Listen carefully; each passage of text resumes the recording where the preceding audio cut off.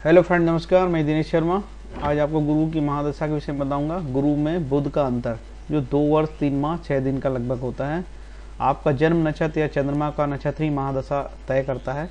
तो आपकी वर्तमान में यदि गुरु की महादशा चल रही है और उसमें बुध का प्रत्यंतर चल रहा है तो उसके फलादेश कैसे होंगे आप आगे देख पाएंगे। ग्रह अपनी दशा, महादशा, अंतरदशा, प्रत्यंतदशा और प्राणदशा, सूक्ष्म दशा और गोचर के दौरान फल देते हैं। कौन सा ग्रह का फल देगा या निर्धारण के लिए ज्योतिष के कुछ सिद्धांत सर्वमान्य, जैसे ग्रह किस भाव में बैठा है, उस पर कौन से ग्रह की दृष्टि है, शुभ है, अशुभ है, नीच है या उच्च का है, शत्रु या मित्र राशि में है, आदि आदि के आधार पर ग्रह अपने फल देते हैं। इसी तरीके से यदि आपकी गुरु की दशा चल रही है तो गुरु यदि अच्छी स्थिति में होगा तो अच्छे फल देगा, बुरे भाव में होगा तो निश्चित रूप से वो खराब फल देगा। ऐसे ज्योतिष के सामान्य सिद्धांत है। मैंने पूर्व के वीडियो में गुरु के कारकत्व के विषय में बता दिया हूँ। जैसे गुरु में गुरु मेरा वीडियो है, उसमें गुरु के कारकत्व दे दिया हूँ। तो गुरु किन किन कारणों का कारकत्व होता था, यहाँ इस विषय में डिस्कस करना ठीक नहीं होगा। हाँ, बुध के कारकत्व के विषय में जरूर डिस्कस कर लेते हैं क्योंकि ये नया वीडियो है। बुध के स्वभाव में 3 प्रकार की प्रवृत्ति है, वात, पित्त, कफ। बुध का संबंध जातक की बुद्धि से है। ये जो कारकत्व बुध के मैं हेल्थ के विषय में बता रहा हूँ, जनरल उसके कारकत्व नीचे हैं। कुंडली में इसकी स्थिति तर्क तथा विवेक के सामर्थ्य को इंगित करती है। प्रतिकूल बुध पापी चंद्रमा के साथ मिलकर किसी भी विचारधारा को व्यग्र कर सकता है तथा किसी की मानसिक विचलन का कारण भी बन सकता है। पागलपन का भी कारण बन जाता है बुध के कभी। इसका अधिकार क्षेत्र त्वचा, गला, नाक, फेफड़े, अग्र मस्तिष्क, शरीर की उच्च क्रियाओं से संबंधित है।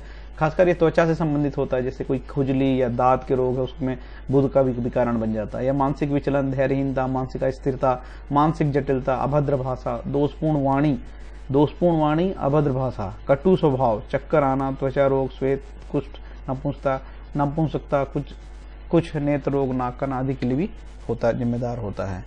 और भी इसके कारण है, जैसे त्वचा, गर्दन, खुजली, आत्मसंयम, गुप्तांग, शिक्षा, गणित, ज्ञान, वाणी, लेखन, इसी नवीन वस्त्र, अश्व, शिशु, मामा, पैदल, द्विज, तीर्थ यात्रा, अपने वंश की वृद्धि आदि इस प्रकार से इसके कारकत्व है। गुरु एक ऐसा ग्रह है जो अपने स्वयं कभी रिजल्ट नहीं देता। वो गुरु किसकी दृष्टि पड़ रही है, किसके साथ बैठा है, किसकी राशि में बैठा, आदि आदि पे गुरु अपने रिजल्ट देता है, बुध अपने रिजल्ट देता है। बुध जो है इसी आधार पे अपने रिजल्ट देता है कि बुध के ऊपर किसकी दृष्टि पड़ रही है और बुध किसके साथ बैठा है। बुध जो है कन्या राशि में ठीक 15 डिग्री का होगा तो उच्च के रिजल्ट देता है, उच्च का कहलाता है। बुध यदि मीन राशि में 15 डिग्री का होगा तो नीच राशि का कहलाएगा। मूल त्रिकोण राशि इसकी कन्या कहलाती है जो 16 से 20 डिग्री तक होती है। ये डिग्रियों का बहुत महत्व है। हो सकता है कि आपकी कुंडली में नीच का बुध बैठा हो लेकिन वो 15 डिग्री का नहीं है, 1 डिग्री का है या 25 डिग्री का है या 10 डिग्री का है, एग्जैक्ट 15 डिग्री का नहीं है और मीन राशि में नीच का भी बैठा है तो नीच के फल नहीं देगा। यदि यदि बुध आपका कन्या राशि में बैठा है और 15 डिग्री का है तो यदि वो 15 डिग्री का तो ही उच्च के फल देगा। इसी तरीके से नीच में भी 15 डिग्री मीन में होगा तो ही वो फल देगा। तो डिग्रियों का अपना महत्व है, ये इस चीज को आपको नोट करके रखना होगा। गुरु की महादशा में यदि गुरु की महादशा में बुध की अंतरदशा हो, छोटी दशा चलती है उसको अंतरदशा बोलते हैं। तो ऐसी जो इसके थ्योरी नंबर 1 कन्या लग्न की कुंडली में आपको बता रहा हूँ, गुरु की दशा में बुध का अंतर हो, बुध यदि केंद्र में, स्वराशि में, केंद्र त्रिकोण में हो, अच्छी स्थिति में हो, उच्च का हो तो बहुत अच्छे रिजल्ट देगा।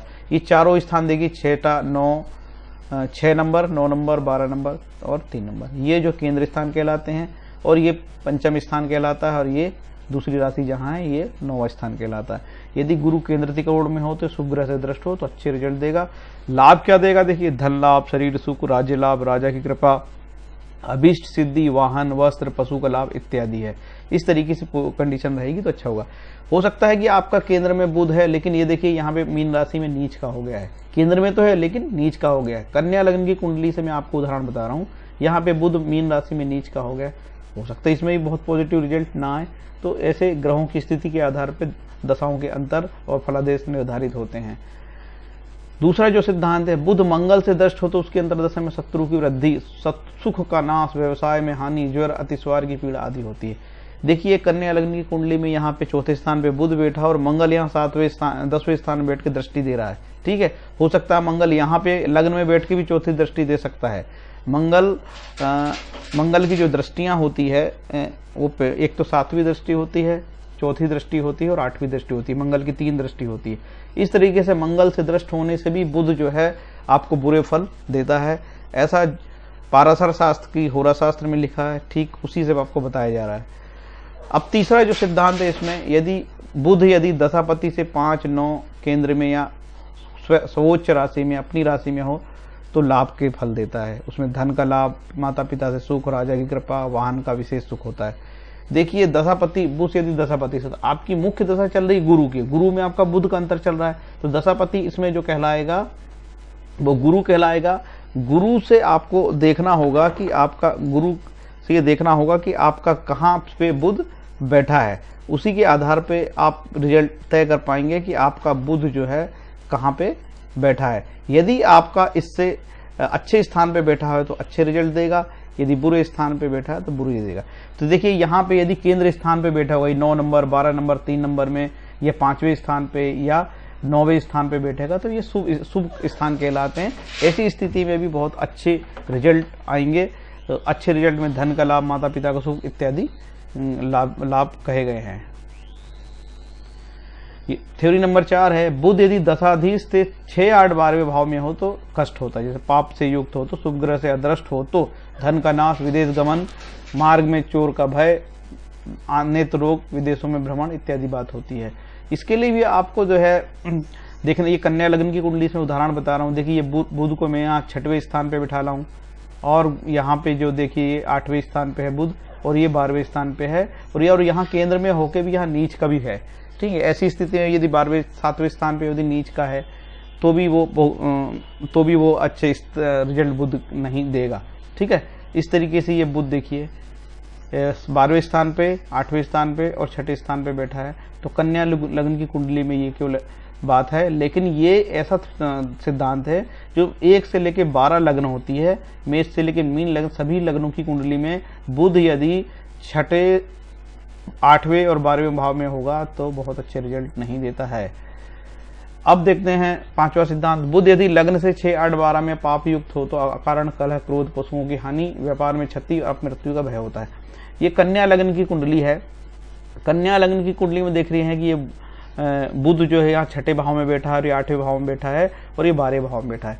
ऐसी स्थिति में बहुत अच्छे रिजल्ट नहीं आते, तो कोई दिक्कत नहीं है, उसका भी उपाय है, बड़े सरल उपाय है। यदि शुभ ग्रह से दृष्ट पाप ग्रह से युक्त हो तो भी दशा में आदि में होगा। यदि आपका जो बुध है, ये कन्या लग्न की कुंडली में एक मान के चलो कि यहाँ पे तीसरी राशि में बुध बैठा है और गुरु से दृष्ट है। आपकी कुंडली में यदि बुध महाराज गुरु से दृष्ट है, अच्छी स्थिति में है, उच्च के हों तो अच्छे रिजल्ट आएंगे। ये एक 6ठे नंबर का सिद्धांत है। सिद्धांत नंबर 7 में ये कहा गया है कि बुध यदि द्वितीयेश और सप्तमेश हो तो अपमृत्यु भय होता है। उसके शांत्यर्थ सर्व सुखदायक, आयु वृद्धिकारक, देखिए उसके शांत्यर्थ सर्व सुखदायक, आयु वृद्धिकारक विष्णु सहस्त्र नाम का जप करना चाहिए। ये विशेष बात है कि ऋषि पाराशर ने विष्णु सहस्त्र नाम बताया है, कोई नगनगी ने टोटके नहीं बताया है।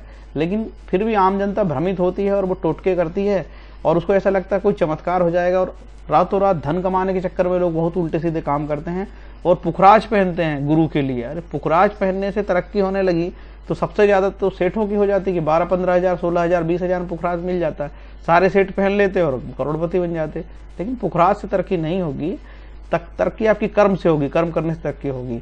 देखिए विष्णु सहस्त्र नाम का पाठ करिए और ऐसी स्थिति में भी आप फायदे ले सकते हैं। कन्या लग्न की कुंडली में गुरु जो है सप्तमेश होता है, ठीक है, तो ऐसी स्थिति में होगी तो विष्णु सहस्त्र नाम का पाठ करिए। यदि आपको नुकसान हो रहा है, आपको कष्ट हो रहा है, घाटा हो रहा है।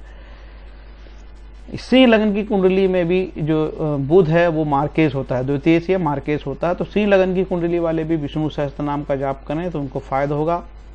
कई जगह ऐसी कई दशाओं में विष्णु सहस्त्र नाम की बात आई है, इसीलिए मैं मेरे हर वीडियो में विष्णु सहस्त्र नाम की बात होती है। जो ग्रह शांति का एक निःशुल्क उपाय है या नवग्रह शांति का पाठ है, वो हर ग्रह में वीडियो में मैंने आपको बताया हूँ। तो ये रहा मेरा आज का वीडियो। इसके पहले इसके बहुत सारे शांति उपाय हैं जो मैं पूर्व में भी आपको बता चुका हूँ। आपको कोई भी प्रॉब्लम हो रही है तो आप विष्णु सहस्त्रनाम, शिव सहस्त्रनाम या महामृत्युंजय मंत्र का जप करिए, स्वाध्याय करिए, रामायण गीता भागवत का पाठ करिए, और लोगों की मदद करने से, गरीब लोगों की मदद करने से, खासकर जो संपन्न है आदमी है, उनको ऐसा लगता है कि भारत में स्कूल टूट फूट हो रहे हैं, गरीबों को के पास कपड़े नहीं है, तो किसी तरीके से मदद करेंगे तो बहुत फायदा होगा। जो प्रतियोगिता करने वाले छात्र हैं उनको ये ज्योतिष के चक्कर में कभी नहीं रहना चाहिए, उनको शुद्ध 100% अपनी सिलेबस पे कंसंट्रेट करना चाहिए, पढ़ाई करना चाहिए, तो सफलता मिलेगी। कई जो छात्र हैं या कई ऐसे कमेंट आते हैं कि मेरा घाटा हो रहा है। यदि आपको कोई भी घाटा हो रहा है, कोई नुकसान हो रहा है, तो ईश्वरीय प्रार्थना आपको करिए, और ज्योतिष से कोई घाटा नहीं होता। कोई यदि कहता है कि शनि के 7.5 से या मेरी महादशा के बारे में घाटा हो रहा है, तो पूरे दुनिया में मानव है, सभी लोग, आपके जन्म के समय हजारों लोग जन्मे होंगे, तो क्या हजारों लोगों को घाटा हो रहा? ऐसा नहीं होता। हर चीज ज्योतिष से रिलेट मत करिए। ज्योतिष तो एक कुछ चीजें देखने के लिए होती थी, राजा महाराजाओं की स्पेशल बनाई गई थी, तो अब आम आदमी भी ज्योतिष का सहयोग लेने लगा है। तभी तो ऋषि पार्षद ने कहा था कि गाय दान देना, भैंस दान देना, घोड़ा दान देना। तो आपके पास घोड़े हैं कि आप दान दोगे? तो गरीब लोगों आपके कहाँ से दान देंगे? तो गरीब लोगों को कोई दान देने की जरूरत नहीं। जिसकी 10,000 की 20,000 की सैलरी होगी वो क्यों दान देगा भाई? उसके पास खाने के दाने नहीं है, पैसे नहीं है, तो वो शुद्ध ईश्वर का जाप करे, मंत्रों का जाप करे। मंत्रों के जाप में बहुत ताकत है। 108 बार भी भगवान का नाम ले लेता है और एक माला कर लेता है जिसमें 108 होता है, उसमें भी बहुत पर्याप्त लाभ होगा। क्योंकि आपको अकेले घाटा नहीं हो रहा है दुनिया में, हर एक आदमी को कई कारणों से कष्ट होता है, जिसमें शनि और ग्रह ही दोषी होंगे ऐसा कोई जरूरी नहीं है। आपके जीवन में जो भोगमान है, प्रारब्ध है और डेस्टिनी है, वो तो किसी न किसी तरीके से उसके हानि नुकसान फायदे होते रहते हैं। तो वो कोई बड़ी बात नहीं है, कोई आप अकेले जिम्मेदार नहीं हो उसके लिए। ये सब जीवन के चक्र चलता रहता है। विष्णु सहस्त्र नाम का एक सुंदर उपाय है जो सस्ता सरल है, आप उसका पाठ करिए और फायदा लीजिए। फ्रेंड्स, मेरा ये वीडियो आपको अच्छा लगा है तो आप प्लीज़ मेरे वीडियो को सब्सक्राइब करें, जिससे कि मैं और अच्छे वीडियो बनाऊं। और आपके कमेंट जो है निश्चित रूप से प्रेरणादायी होते हैं और मुझे प्रेरणा देते हैं कि और अच्छे वीडियो बनाऊं और लोगों को ठगी के धंधे से उभारूं। लोग शनि के चक्कर में ही पड़े रहते हैं। हरे कृष्णा।